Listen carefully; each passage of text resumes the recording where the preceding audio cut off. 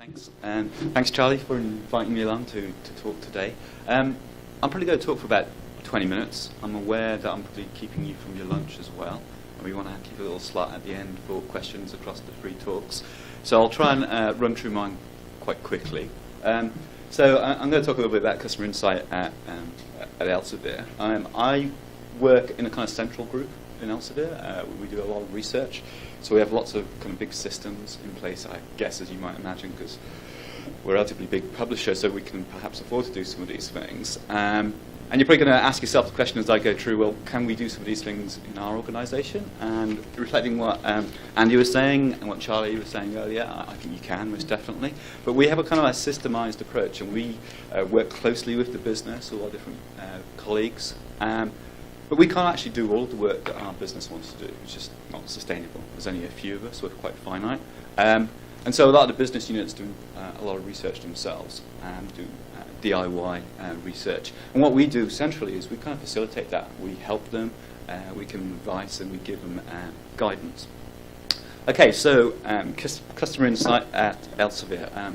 What do we mean by customer insight? And Charlie's talk gave a very good overview of customer insight. And for us at Elsevier, basically it's any feedback that we get from customers, any data that's going to help us to get a deeper insight into their needs and their experiences of using our products. We have lots and lots of different tools that we deploy. We have quantitative tools and we have qualitative tools. So the qualitative tools are really about understanding and exploring issues that are affecting our customers. It's about building kind of much richer and greater understanding about individual kind of needs and pain points. Pain points particularly is something that we spend a lot of time focusing on. All these things allow us to kind of build a good relationship with our customers, because ultimately what we want to do is create advocacy for our products. Because everything that we do really is about attracting customers, developing those customers, and retaining those customers. So our whole kind of raison d'etre is really about improving the customer experience and raising customer satisfaction levels. Okay, so we have quite a systematic approach, I would say, to research. What you have here is probably 5 elements which condense down what Charlie went through in 20 different slides. And some of these things will echo what Charlie was saying and what Andy was saying. Key for us whenever we start a research project is really working closely with the business, partnering with the business. Partnering really is the key word. So we sit down with them and we kind of break down what it is that they're doing, what their strategies are, what their objectives are as a business, and then identifying those kind of priority areas for research. Then we go through a phase of design, kind of working out what the research objectives are, being very clear about those.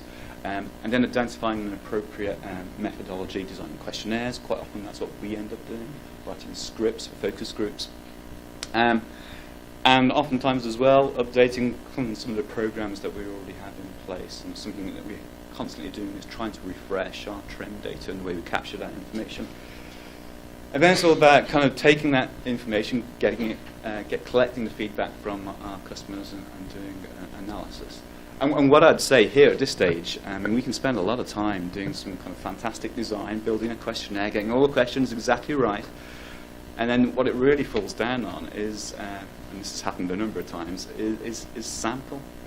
So you can design something fantastic, but you've got no one to speak to. All that work counts for nothing. So one of my tips, one of my bits of advice is to make sure you have a target audience in mind and you're able to acquire that data. A lot of time and effort is spent, analysing the data, and rightly so, and that's where our business colleagues get involved, and we encourage them to get involved, kind of make sure that we're doing the right thing, we've adapted the right approach. And then fundamentally, these 2 next stages are really absolutely critical for us. It's about communication. So all those late nights, all those long hours, doing that analysis, if you don't find a right communication tool for your colleagues, then it'll just get hidden, it'll just stay on a site somewhere, people don't interact with it. And as Andy pointed out, that kind of engagement problem that you have, you really need to work out hard to kind of resolve. And we have lots of different mechanisms within our organisation for doing that. We build dashboards, and they take up a lot of time. And and we have kind of very transparent mechanisms for reporting feedback.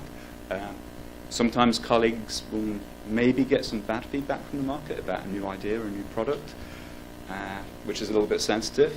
And the kind of way that we work is really to say, well, we're kind of like centrally organised. It's really important that we share these findings. And so we will actually override them and say, look, this has got to be shared to the rest of the organisation. We found out something here which is quite interesting. It's not particularly good for this product concept that you've got, but it's something that we're learning from and we need to share. So there's lots of different mechanisms for reporting, and it's about making sure that people are engaged. And again, each stage is critical on this path. And finally, perhaps the most important aspect of all this work is it actually must do something. It must change the direction of the business in some way, and you have to have recommendations. Just saying this is what we found and being very descriptive is not going to really help anybody. So these are the kind of things that we try and communicate out and make sure the business are interacting with. But fundamentally, it has to drive action. That's one of our key kind of purposes when we're communicating those findings. Now, having said that, you do come up with barriers. Sometimes you do the research, and research being the nature of what it is, you don't know what the answer is going to be, and it can be confirmatory. But sometimes that's okay, because that just says, look, we're going in the right direction. We expected this, we found it, and it kind of says, it's worth investing this money in progressing that project. So that can be a good thing. There's the business colleagues that think they know the answer already. As Charlie mentioned before, they're saying, well, what does it add? What value are you delivering? Additional bits of information. And I would recommend a good way of ensuring you don't have that battle to fight is to really get the business engaged through the whole process of the research. And as Charlie mentioned as well, is get them to think about what they think the outcomes are going to be. And I've done this a number of times, and it works quite well. You get them to kind of articulate what you think their final story is going to be, and actually get them to guess. And when I presented in the past, a very effective technique is to just put a chart up on the board saying, like, okay, here's maybe 6 or 7 different countries. This is their percentage agree on a given factor. What do you think it's going to be? And then that's really interesting, because most people, when you show them the data, they'll say, yeah, I did know that. But when you don't, when you reverse it around, do it the other way, and get them to guess, then it really, gets them to think about it a different way, but also importantly, makes them realize that actually probably they didn't know the answer to this particular question. Okay, so I'm giving you some kind of general overview of what it is that we do at Elsevier. I'm probably going to spend a few minutes talking about online communities, but before I get to that, I'll just give you a quick overview of some of the kind of research initiatives within Elsevier and the way we approach things. It's quite detailed. We do quite a lot of work, but effectively we kind of split it into kind of 4 core areas. So we do a lot of work on this left-hand side, monitoring the markets. Andy's group do something very similar. So we're looking at macroeconomic indicators. So we're tracking things like GERD and BIRD and HERD, all these different indicators that come out from the OECD. So global expenditure on research and development. We're looking at what institutes are doing, where their money is coming from, where their funding flows are. We're monitoring social media. We're looking at doing large-scale studies that go out to the market, asking them about things that are to do with the scholarly landscape. Sometimes they're not very product-focused, and we just want to know what's going on, what people's thoughts are. And we spend a lot of time trying to identify opportunities. We do ethnographic research, and we have product trackers in place, and we do a lot of ad hoc qualitative research, which is really powerful for us to really understand what's going on at a deeper level. Developing products, we have a whole group in our organisation called UCD, User-Centered Design, and this is really, once you've got a concept, it's about finessing it, refining it, making sure it really meets the customer's needs. And that's sitting down with individual customers and walking them through the product and adjusting the product to suit their particular demands. And finally, we do a lot of work, and I'd say probably the bulk of our work is tracking our performance. So we have a large number of studies in place which allow us to find out on an ongoing basis what the market thinks about our services and our products. These are often in real time, so we're collecting this data and reporting it back in real time into the business so that they can see what's going on literally the day after we've collected the feedback. And Tim O'Reilly mentioned yesterday about closing the loop, and it's something that we continually try to do on our kind of feedback that we gather. Business doesn't always like it, but effectively the way we do it is if a customer has a complaint still, after they've gone through the kind of feedback loop, we'll flag it and we'll send an alert straight into the business to the appropriate person in the business and say, look, this customer has an issue, we need to fix it, and we give them 48 hours to get back to the customer. And that's embedded in a lot of our processes. So there's a continuous feedback loop. And it's closing the loop because we're resolving the issues on an ongoing basis. Okay, so I'm going to spend probably the rest of this session, too long I hope, talking about online communities, and something that we've been developing for the last few years, last 3 or 4 years. So what I've done here is just giving you a flavour of some of the kind of good uses of an online community and some of the kind of bad uses of an online community. So very appropriate on the left-hand side. It's qualitative in its nature. It's about idea generation. It's kind of understanding user needs. Going deeper and to much more granular level, looking at things like awareness or usage studies. Do a lot of work here, but externally with large quantitative studies, we want to really probe the online communities that allow us to do that.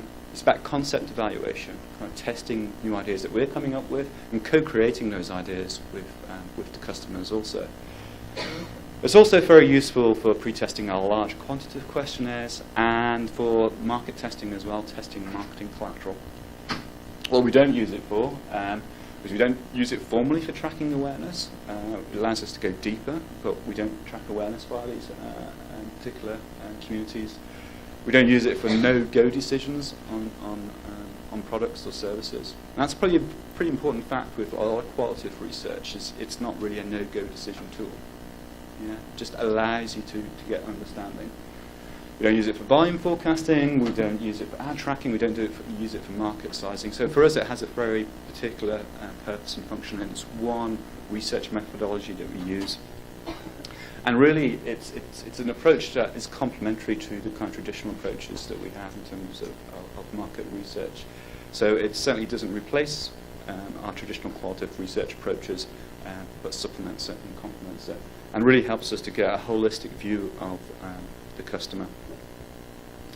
Okay, so when it comes to thinking of the difference, I've kind of got an example here to really kind of help bring it out. So from a quantitative approach, it's very much a tick box exercise in terms of what you're capturing. So some kind of demographic characteristics about an individual. And, in this particular instance, we know that David is she's a woman. She's a researcher. She works in biochemistry. She uses Science Direct, but she doesn't particularly like Science Direct. She's from the Americas, and she works in corporate. So that's kind of the quantitative approach. We get this to some extent in our online community, but really where the online community is powerful really is in terms of building much greater insight around the individuals. You get context, you get much greater richness in the online community. And you get a sense of who that person is and what they're about. And this is really powerful not only in terms of the way we connect with our customers, but it's also very powerful in the way that they connect with us, and importantly, the way they connect with one another within the community. All this kind of information is stored in the community, and it encourages in kind of interaction, and it makes the community very dynamic and very personable.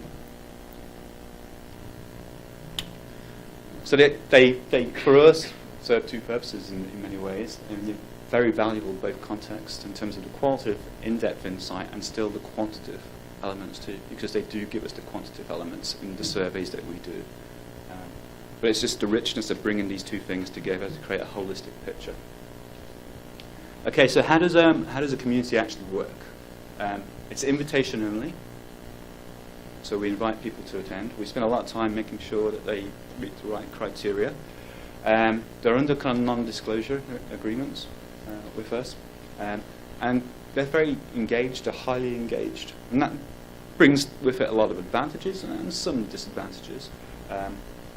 And the disadvantages are sometimes if they probably won't tell you nasty things all the time because they know who you are and there's an engagement level there. And you wouldn't want to kind of track your image amongst a community like this because the engagement levels are quite high. But it creates a good dynamic and a good dialogue between them when they are disengaged. And so from our perspective, we have access to kind of customer opinion 24 hours a day, 7 days a week, and it's on tap. And we can, if we have a research need, we can go to them within a few days about a research project and have it all laid out and get the results back within maybe a week or two after that. So it perhaps replaces for us something that we used to do, which is lots of focus groups. We still do those, but we don't do as many as we used to. And they give us unsolicited advice. Sometimes we didn't ask them a particular question, but they come back and tell us, well, actually, look, this is some of the things that we found as difficult using some of your platforms, which is great. And what we also find is probably about 40% of the actual interaction that goes on and to do with what we've asked them. It's stuff that they've generated themselves. So there's an ongoing dialogue between one another. It's a really healthy, dynamic environment. The other key thing to say is that we have this community, but we don't actually run it ourselves. We partner with a third-party agency called CommuniSpace, one of the big providers. They've been doing it for about 12 years, and they have over 600 different communities that they manage. And they are a very good, solid partner, and we've had great experience with them. Okay, so how do we use the online communities? And we use it both in a really kind of tactical sense and a long-term kind of strategic sense. So I've got a few examples of some of the immediate things that we've done on the kind of actionable side, where we're collecting feedback within a very short space of time to make decisions on a project quite quickly. So we wanted to understand, in a particular health sciences domain, how they're using case studies and how they're utilised. And that allowed us to develop a suite of journals that were appropriate for that audience. Short, small things like we're doing webinars on our website, and we just wanted to know what kind of topics were really going to gain traction in particular customer groups and different communities. We wanted to understand amongst chemists what workflow tools that they were using, and it was a great opportunity to do it very quickly, and we could get that kind of tactical feedback. But also the more kind of longer term vision, the kind of strategic impact on our business in terms of how corporate scientists are using market data, in what way, how it's influencing their workflows. Importantly here in this top right hand side is really trying to understand students and how they're getting onto their career ladder and what kind of information that they're using. And that kind of helps us in terms of kind of like our long-term strategies, in terms of what we need to do. So there's multiple uses. And there's lots and lots and lots of different tools available in online communities. And these are just a few of them. There's actually more than this that you can do. So you can do surveys if you want. We often use these as a mechanism to get this discussion started. You do brainstorming, where you're working out ideas, which is kind of word association. You've got video projects where you get them to record things and load it up into the community. Online chats, webcam chats, which occur in real time. Mobile surveys, ethnographic work where they can go off and take pictures and load it up into the community and come back to us and tell, this is what I do in my day, and they've actually got it all captured. Do diaries, they have desktop safaris. We don't use all of them. We tend to focus on a few. And some of them are really quite neat and really good. So I was going to talk for a minute or two about desktop safaris and what are these. They're powerful for us, but it's not. It's really helpful to understand what these things are and how they work. I've got a couple of examples, but desktop safaris work quite well for us. So what you're doing is you're showing the user a website, your website, and you're getting them to record their thoughts as they're using the site. So they download a little app and they record, maybe over a process of half an hour, maybe longer, 45 minutes. And they'll tell you what their thoughts are as they click on different parts of the site. So it's a very powerful tool, and we've used it a number of times. Okay, so I'll go walk through a couple of examples. So this is us using the mind mapping tool. What we wanted to do here was really to get a much richer understanding of the kind of scientific workflows, the research process itself. I mean, we have a reasonable understanding, but what we want to do is kind of probe that and identify the tools, importantly, that they're using at different stages in the research process. So what did we do? We used a kind of mind mapping approach. We spent a bit of time recruiting from our panel to make sure kind of they were representative and they had the kind of right profile that we wanted for this particular tool. And what they do is they just kind of basically deconstruct together the process, and they're putting images up, they're putting words up and saying, well, these are the different things that happen, and then what happens next, and you're probing and you're constantly asking, saying, well, and then what do you do next? And it allows you to develop a map of the whole process. And for us, it allows us to get this richer insight. And this particular project, even though it wasn't really critical to the overall acquisition, was very important for us for Mendeley and understanding how people are using Mendeley, because it kept appearing. And this is the kind of the outcome, if you like, in terms of what we found. The key tools consistently for Mendeley for us, and it was really helpful and informative for us in terms of deciding about the acquisition of Mendeley. There's lots of other different things that we did as part of that acquisition process, but this is one tool. But it really helped us understand where it sat in each stage of the research process. Okay, so this is a second problem that we faced that we used the community to resolve. The challenge really was product retention and making sure that when people buy our workflow tools that we were adapting the right approach in terms of onboarding them. And we used a combination of surveys and discussions to really get to the heart of the issue and to identify their experiences that really focused on the extrinsic factors to the product, so not the product itself, what's going on around it. And what we found really is that well, there's opportunities to improve, is a nice way of saying it. And what you've got here in this screen here is just the whole process mapped out in terms of what we're able to do with the online community. And then being very honest about what their expectations were, how they perceived that we could add value into those different stages of the rollout of a workflow solution. And then really clearly identified what the opportunities for us were in terms of where there were gaps in terms of what we do. So there's the general expectation and the experience with us. And what we found really is that we need to improve the kind of personalization process of the way that we onboard customers when we've got new tools. Okay, so a little bit of detail. This is pretty much the last slide.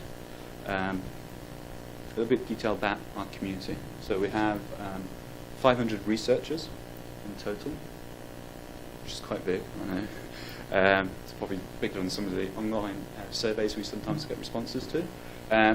We spend a lot of time making sure that they're representative geographically and subject-wise, and you get a sense of how they're broken out on this particular slide here. At the moment, there's a large number of neuroscientists in there, which will probably reduce down over time. But it's for us as a kind of global organisation, it has to cover all the different disciplines, certainly within S&T part of the S&T STM equation. And it's important, as I said, to get that geographical representation right. And probably around the biggest country is the States. It's around about 24-25% of the population is from the US. It's an ongoing process, and we're constantly evolving our community, and it's something that really allows us to develop a holistic picture of the customer and the customer's experience with us. Okay, so that's me done with an overview of what we do at Elsevier. So if you have any questions, I don't know, Charlie, how you want to. First round of applause.